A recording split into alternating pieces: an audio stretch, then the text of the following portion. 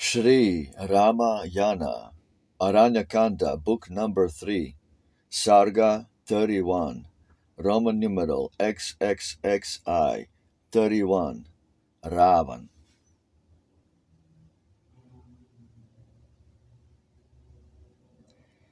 But of the host of giants one, a Kampan from the field had run, and sped to Lanka to relate in Ravan's ear the demon's fate. King many a giant from the shade of Janastan in death is laid. Kara the chief is slain, and I could scarcely from the battle fly. Fierce anger, as the monarch heard, inflamed his look, his bosom stirred.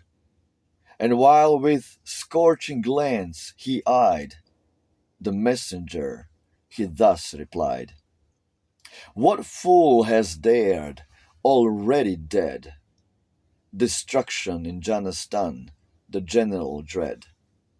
Who is the wretch shall vainly try, in earth, heaven, hell, from me to fly? Vaishravan, Indra, Vishnu, he who rules the dead, must reverence me. For not the mightiest lord of these can brave my will and live at ease. Fate finds in me a mightier fate, to burn the fires that devastate. With unresisted influence I can force and death himself to die. With all surpassing might restrain the fury of the hurricane, and burn in my tremendous ire the glory of the sun and fire. As thus the fiend's hot fury blazed, his trembling hands a campan raised, and with a voice which fear made weak, permission craved his tale to speak. King Ravan gave the leave he sought, and bade him tell the news he brought. His courage rose, his voice grew bold, and thus his mournful tale he told. A prince with mighty shoulders sprung from Dasharatha, brave and young, with arms well molded, bears the name of Rama with a lion's frame. Renowned, successful, dark of limb, earth has no warrior equals him. He fought in Janastan and slew Dushan the fierce and Kara too. Ravan, the giant's royal chief, received the Kampan's tale of grief. Then, panting like an angry snake, these words in turn the monarch spake.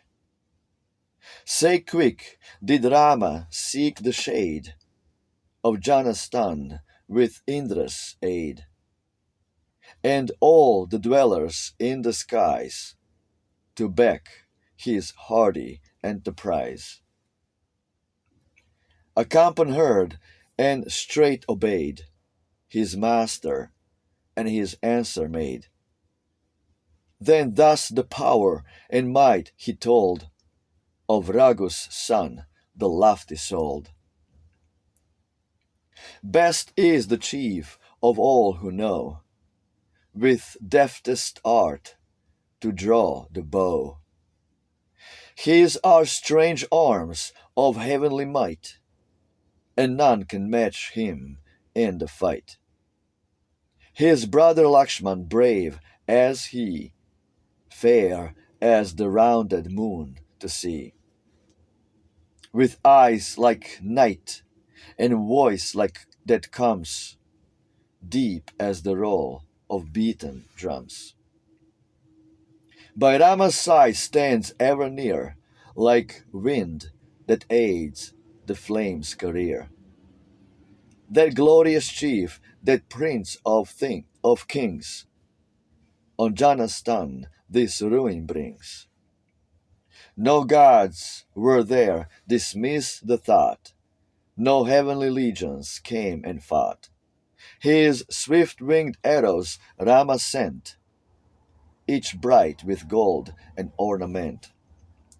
To serpents many-faced they turned, the giant hosts they ate and burned. Where'er these fled in wild dismay, Rama was there to strike and slay. By him, O king of high estate, is Janastan left desolate. Akampan seized in angry pride, the giant monarch thus replied, To Janastan myself will go, and lay these daring brothers low. Thus spoke the king in furious mood. Akampan then his speech renewed. Oh, listen while I tell at length the terror of the hero's strength. No power can check, no might can tame Rama, a chief of noblest fame. He with resistless shafts can stay the torrent foaming on its way. Sky, stars, and constellations all to his fierce might would yield and fall. His power could earth itself uphold, down sinking as it sank of old, or all its plains and cities drown, breaking the wild sea's barrier down. Crush the great deep's impetuous will, or bid the furious wind be still. He glorious in his high estate, the triple world could devastate, and there, supreme of men, could place his creatures of a newborn race. Never can mighty Rama be, or come in fight, my king, by thee. Thy giant host the day might win from him if heaven were gained by sin. If gods were joined with demons, they could ne'er I win that hero slay. But guile may kill the wondrous man.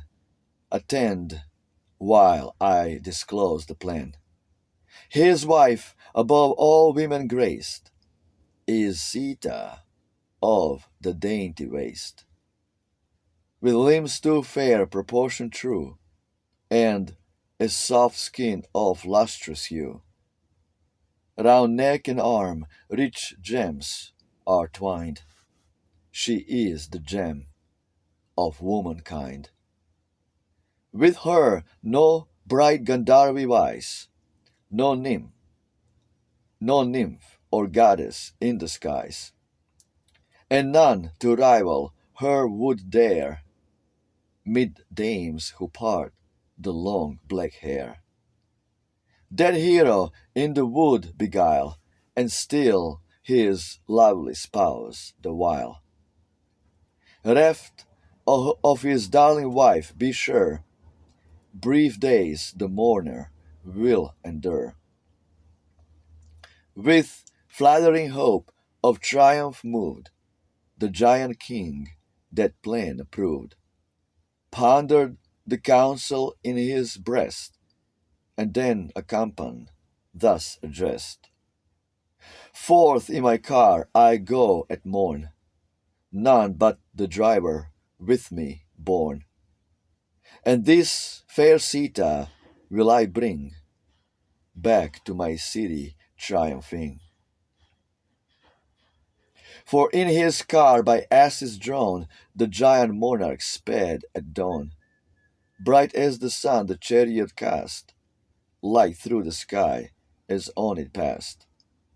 Then high in air that best of cars traversed the path of lunar stars, sending a fitful radiance pale as moonbeams shot through cloudy veil.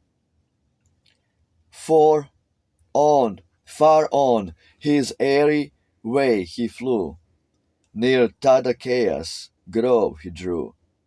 Maricha welcomed him and placed before him food which giants taste. With honor led him to a seat, and brought him water for his feet. And then with timely words addressed such question to his royal quest, to his royal guest. Speak as it well with thee whose sway the giant multitudes obey.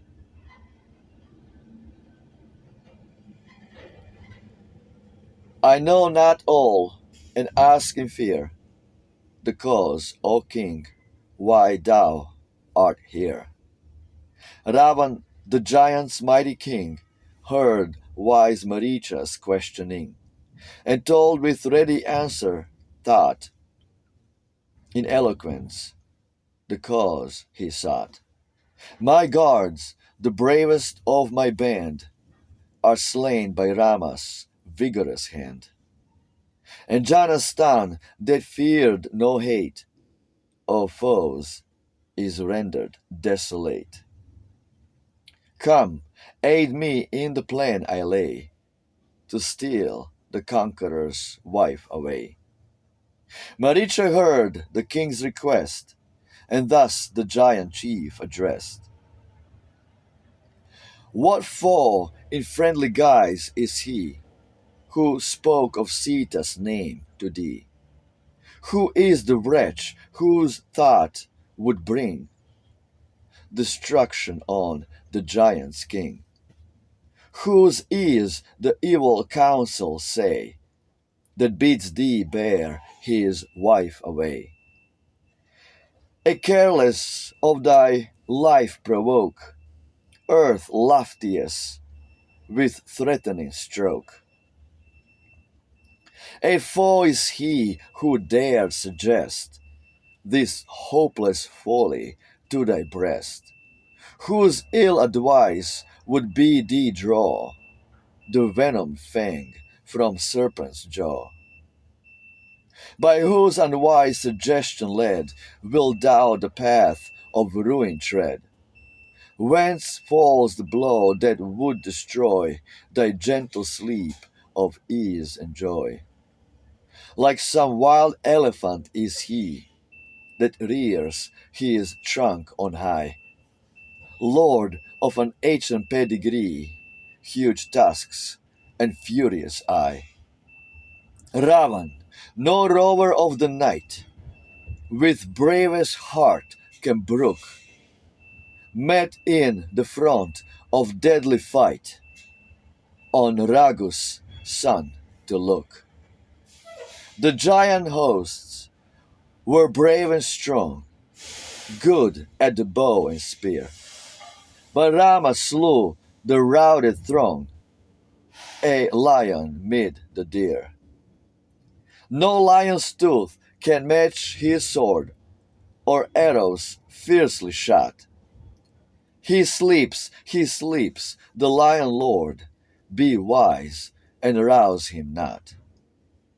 O monarch of the giants, well upon my counsel think, lest thou forever in the hell of Rama's vengeance sink. A hell where deadly shafts are sent from his tremendous bow, while his great arms all flight prevent, like deepest mire below, where the wild floods of battle rave above the foeman's head, and each with many a feathery wave of shafts is garlanded. O quench the flames that in thy breast with raging fury burn, and pacified and self-possessed, to Lanka's town return. Rest thou in her imperial bowers, with thine own wives content, and in the wood let Rama's hours with Sita still be spent. The Lord of Lanka's isle obeyed the counsel, and his purpose stayed. Borne on his car, he parted thence again and gained his royal residence. Absolutely beautiful. Sri Ramayana. When God walked this earth as if an ordinary man. Jai Shri Ram, Hail Ram, Roma Victa, victory to Rama. Larger than life, Roman Christ, Rama and Krishna. Ciao.